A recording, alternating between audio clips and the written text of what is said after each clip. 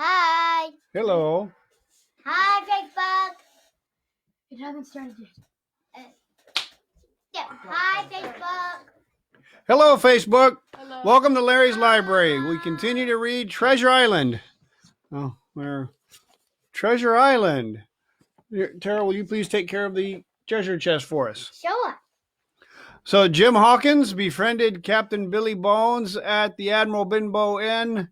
When Captain Bones died, Jim Hawkins and his mother found the map to Treasure Island, and they have gotten a crew, and they've gone to Treasure Island, and there's mutiny afoot. And ship's cook, Long John Silver, has led a mutiny, and now they've fought a battle.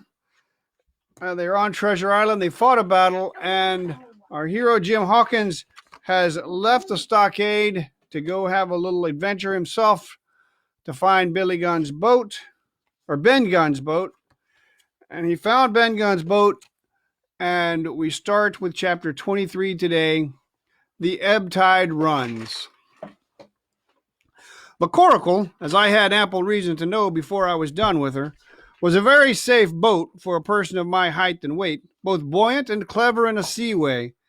But she was the most cross-grained, lopsided craft to manage. Do as you please, she always made more leeway than anything else, and turning round and round was the maneuver she was best at. Even Ben Gunn himself has admitted that she was queer to handle till you knew her way. Certainly I did not know her way. She turned in every direction but the one I was bound to go. The most part of the time we were broadside on, and I am very sure I never should have made the ship at all but for the tide. By good fortune, paddle as I pleased, the tide was still sweeping me down, and there lay the Hispaniola right in the fairway, hardly to be missed. First, she loomed before me like a blot of something yet blacker than darkness. Then her spars and hull began to take shape, and the next moment, as it seemed, for the further I went, the brisker grew the current of the ebb, I was alongside of her hawser and had laid a hold. The hawser was taut as a bowstring, so strong she pulled upon her anchor. All round the hull in the blackness, the rippling current bubbled and chattered like a little mountain stream. One cut with my sea gully and the Hispaniola would go humming down the tide. So far, so good, but it next occurred to my recollection that a taut hawser suddenly cut is a thing as dangerous as a kicking horse. 10 to 1, if I were so foolhardy as to cut the Hispaniola from her anchor, I and the Coracle would be knocked clean out of the water. This brought me to a full stop, and if fortune had not again particularly favored me, I should have had to abandon my design. But the light airs which had begun blowing from the southeast and south had hauled round after nightfall into the southwest. Just while I was meditating, a puff came, caught the Hispaniola, and forced her up into the current, and to my great joy I felt the hawser slacken in my grasp, and the hand by which I held it dip for a second under water. With that, I made my mind up, took out my gully, opened it with my teeth, and cut one strand after another, till the vessel only swung by two. Then I lay quiet, waiting to sever these last when the strain should be once more lightened by a breath of wind. All this time I heard the sound of loud voices from the cabin, but to say truth, my mind had been so entirely taken up with other thoughts that I had scarcely given ear. Now, however, when I had nothing else to do, I began to pay more heed. One I recognized for the coxswain's, Israel Hands, that had been Flint's gunner in the former days. The other was, of course, my friend of the red nightcap. Both men were plainly the worse for drink, and they were still drinking, for even while I was listening, one of them with a drunken cry opened the stern window and threw out something, which I divined to be an empty bottle. But they were not only tipsy, it was plain that they were furiously angry. Oaths flew like hailstones, and every now and then there came forth such an explosion as I thought was sure to end in blows. But each time the quarrel passed off, and the voices grumbled lower for a while, until the next crisis came, and in its turn passed away without result. On shore, I could see the glow of the great campfire burning warmly through the shoreside trees. Someone was singing a dull, old, droning sailor song, with a droop and a quaver at the end of every verse, and seemingly no end to it all but the patience of the singer. I had heard it on voyage more than once and remembered these words: "But one man of her crew alive, what put to sea was 75." And I thought it was a ditty rather too dolefully appropriate for a company that had met such cruel losses in the morning. But indeed, from what I saw, all these buccaneers were as callous as the sea they sailed on. At last the breeze came, the schooner sidled and drew nearer in the dark. I felt the hawser slacken once more, and with a good, tough effort, cut the last fibers through. The breeze had but little action on the coracle, and I was almost instantly swept against the bows of the Hispaniola. At the same time, the schooner began to turn upon her heel, spinning slowly end for end across the current. I wrought like a fiend, for I expected every moment to be swamped, and since I found I could not push the coracle directly off, I now shoved straight astern. At length I was clear of my dangerous neighbor, and just as I gave the last impulsion, my hands came across a light cord that was trailing overboard across the stern bulwarks. Instantly I grasped it. Why I should have done so I can hardly say.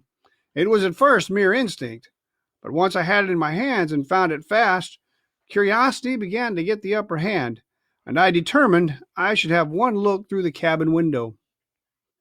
I pulled in hand over hand on the cord, and when I judged myself near enough, rose at infinite risk to about half my height, and thus commanded the roof and a slice of the interior of the cabin. By this time the schooner and her little consort were gliding pretty swiftly through the water. Indeed, we had already fetched up level with the campfire. The ship was talking, as sailors say, loudly, treading the innumerable ripples with an incessant weltering splash, and until I got my eye above the window-sill, I could not comprehend why the watchman had taken no alarm. One glance, however, was sufficient, and it was only one glance that I durst take from that unsteady skiff. It showed me Hans and his companion locked together in deadly wrestle, each with a hand upon the other's throat. I dropped upon the thwart again, none too soon, for I was near overboard. I could see nothing for the moment but these two furious and crimsoned faces swaying together under the smoky lamp, and I shut my eyes to let them grow once more familiar with the darkness. The endless ballad had come to an end at last, and the whole diminished company about the campfire had broken into the chorus I had heard so often. 15 men on the dead man's chest, yo ho ho, and a bottle of rum. Drink and the devil had done for the rest, yo ho ho, and a bottle of rum. I was just thinking how busy drink and the devil were at that very moment in the cabin of the Hispaniola, when I was surprised by a sudden lurch of the coracle. At the same moment she yawed sharply and seemed to change her course. The speed, in the meantime, had strangely increased. I opened my eyes at once. All round me were little ripples, coming over with a sharp, bristling sound and slight phosphorescent. The Hispaniola herself, a few yards in whose wake I was still being whirled along, seemed to stagger in her course, and I saw her spars toss a little against the blackness of the night. Nay, as I looked longer, I made sure she was also wheeling to the southward. I glanced over my shoulder, and my heart jumped against my ribs. There, right behind me, was the glow of the campfire. The current had turned at right angles, sweeping round along with it the tall schooner and the little dancing coracle. Ever quickening, ever bubbling higher, ever muttering louder, it went spinning through the narrows for the open sea. Suddenly, the schooner in front of me gave a violent yaw, turning perhaps through 20 degrees, and almost at the same moment one shout followed another from on board. I could hear feet pounding on the companion ladder, and I knew that the two drunkards had at last been interrupted in their quarrel and awakened to a sense of their disaster. I lay down flat on the bottom of that wretched skiff and devoutly recommended my spirit to its maker. At the end of the straits, I made sure we must fall into some barraging breakers where all my troubles would be ended speedily. And though I could perhaps bear to die, I could not bear to look upon my fate as it approached. So I must have lain for hours, continually beaten to and fro upon the billows, now and again wetted with flying sprays, and never ceasing to expect death at the next plunge. Gradually, weariness grew upon me, a numbness, an occasional stupor fell upon my mind even in the midst of my terrors, until sleep at last supervened, and in my sea-tossed coracle I lay and dreamed of home and the old Admiral Benbow. Chapter 24. The Cruise of the Coracle. It was broad day when I awoke and found myself tossing at the southwest end of Treasure Island. The sun was up, but was still hid from me behind the great bulk of the spyglass, which on this side descended almost to the sea in formidable cliffs. Haulbowline Head and Mizzenmast Hill were at my elbow, the hill bare and dark, the head bound with cliffs 40 or 50 feet high and fringed with great masses of fallen rock. I was scarce a quarter of a mile to seaward, and it was my first thought to paddle in and land. That notion was soon given over. Among the fallen rocks, the breakers spouted and bellowed. Loud reverberations, heavy sprays flying and falling, succeeded one another from second to second, and I saw myself, if I ventured nearer, dashed to death upon the rough shore, or spending my strength in vain to scale the beetling crags. Nor was that all, for crawling together on flat tables of rock or letting themselves drop into the sea with loud reports, I beheld huge slimy monsters, soft snails as it were, of incredible bigness, 2 or 3 score of them together, making the rocks to echo with their barkings. I have understood since that they were sea lions, and entirely harmless, but the look of them, added to the difficulty of the shore and the high running of the surf, was more than enough to disgust me with that landing place. I felt willing rather to starve at sea than to confront such perils. In the meantime, I had a better chance, as I suppose, before me.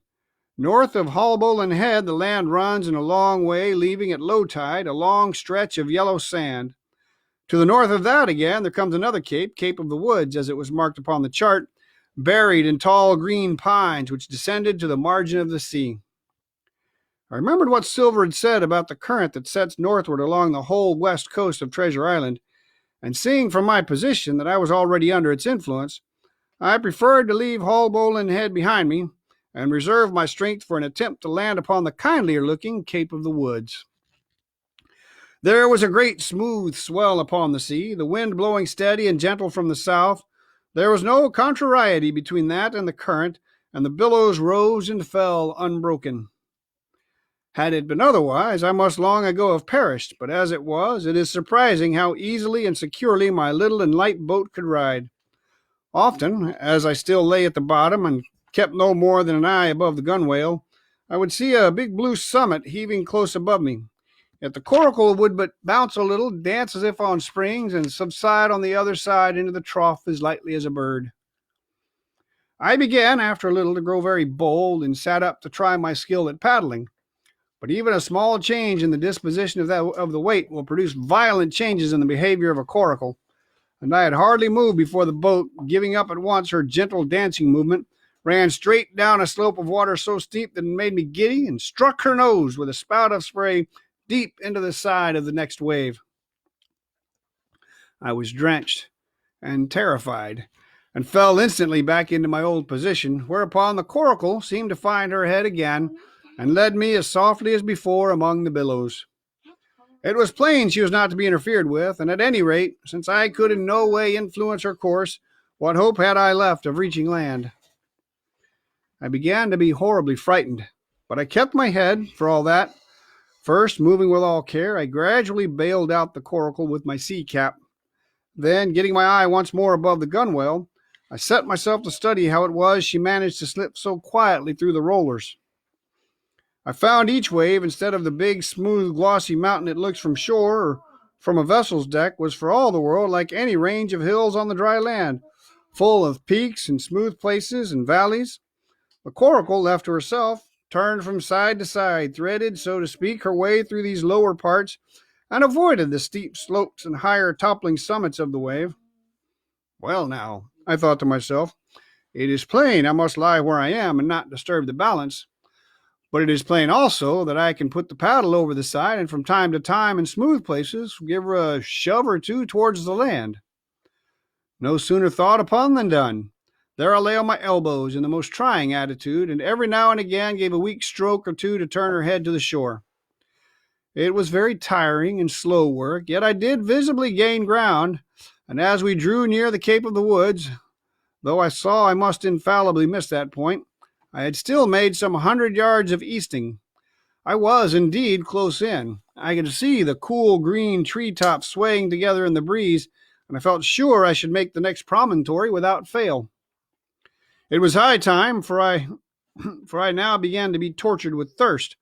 The glow of the sun from above, its thousandfold reflection from the waves, the sea water that fell and dried upon me, caking my very lips with salt, combined to make my throat burn and my brain ache. The sight of the trees so near at hand had almost made me sick with longing, but the current had soon carried me past the point, and as the next reach of sea opened out, I beheld a sight that changed the nature of my thoughts. Right in front of me, not half a mile away, I beheld the Hispaniola under sail. I made sure, of course, that I should be taken, but I was so distressed for want of water that I scarce knew whether to be glad or sorry at the thought, and long before I had come to a conclusion, surprise had taken entire possession of my mind, and I could do nothing but stare and wonder. The Hispaniola was under her mainsail and two jibs, and the beautiful white canvas shone in the sun like snow or silver. When I first sighted her, all her sails were drawing. She was lying a course about northwest, and I presume the men on board were going round the island on their way back to the anchorage. Presently she began to fetch more and more to the westward, so that I thought they had sighted me and were going about to chase. At last, however, she fell right into the wind's eye, was taken dead aback, and stood there a while helpless with her sails shivering.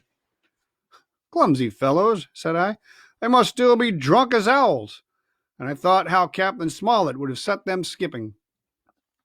Meanwhile, the schooner gradually fell off and filled again upon another tack, sailed swiftly for a minute or so, and brought up once more dead in the wind's eye. Again and again was this repeated, to and fro, up and down, north, south, east, and west. The Hispaniola sailed by swoops and dashes, and at each repetition ended as she had begun, with idly flapping canvas. It became clear to me that nobody was steering. And if so, where were the men? Either they were dead drunk or had deserted her, I thought, and perhaps if I could get on board, I might return the vessel to her captain. The current was bearing coracle and schooner southward at an equal rate. As for the latter's sailing, it was so wild and intermittent, and she hung each time so long in irons, that she certainly gained nothing, if she did not even lose. If only I dared to sit up and paddle. I made sure that I could overhaul her. The scheme had an air of adventure that inspired me, and the thought of the water breaker beside the fore companion doubled my growing courage. Up I got, was welcomed almost instantly by another cloud of spray, but this time stuck to my purpose and set myself with all my strength and caution to paddle after the unsteered Hispaniola. Once I shipped the sea so heavy that I had to stop and bail, with my heart fluttering like a bird. But gradually I got into the way of the thing and guided my coracle among the waves, with only now and then a blow upon her bows and a dash of foam in my face. I was now gaining rapidly on the schooner. I could see the brass glisten on the tiller as it banged about, and still no soul appeared on her decks. I could not choose but suppose she was deserted. If not, the men were lying drunk below, where I might batten them down, perhaps, and do what I chose with the ship. For some time she had been doing the worst thing possible for me, standing still. She headed nearly due south, yawing, of course, all the time. Each time she fell off her sails partly filled, and these brought her in a moment right to the wind again. I have said this was the worst thing possible for me, for helpless as she looked in this situation, with the canvas cracking like cannon and the blocks trundling and banging on the deck, she still continued to run away from me, not only with the speed of the current, but by the whole amount of her leeway, which was naturally great. But now at last I had my chance. The breeze fell for seconds very low, and the current gradually turning her, the Hispaniola revolved slowly round her center, and at last presented me her stern, with the cabin window still gaping open, and the lamp over the table still burning on into the day. The mainsail hung drooped like a banner. She was stock still but for the current. For the last little while I had even lost, but now redoubling my efforts, I began once more to overhaul the chase. I was not 100 yards from her when the wind came again in a clap. She filled on the port tack and was off again, stooping and skimming like a swallow. My first impulse was one of despair, but my second was towards joy. Round she came till she was broadside on to me, round still till she had covered a half, and then 2/3, and then 3/4 of the distance that separated us. I could see the waves boiling white under her forefoot. Immensely tall she looked to me from my low situation on the coracle. And then, of a sudden, I began to comprehend I had scarce time to think, scarce time to act and save myself. I was on the summit of one swell when the schooner came swooping over the next. The bowsprit was over my head. I sprang to my feet and leaped, stamping the coracle underwater. With one hand I caught the jib boom, while my foot was lodged between the stay and the brace, and as I still clung there panting, a dull blow told me that the schooner had charged down upon and struck the coracle, and I was left without retreat on the Hispaniola. Thank you very much. That's the end of chapter 24. We got chapters 25 and 26 coming up tomorrow. There are a total of 34 chapters, so I've got about 5 more days, and we'll be done with this. Bye. Thank you very much. Wash your hands. Stay socially distanced. Bye. And share your treasures. Wash your hands. This has been Larry's Library. Thank you. Bye. Bye. Bye, Uncle Kevin. Bye. Bye, Sally. Bye, Mom.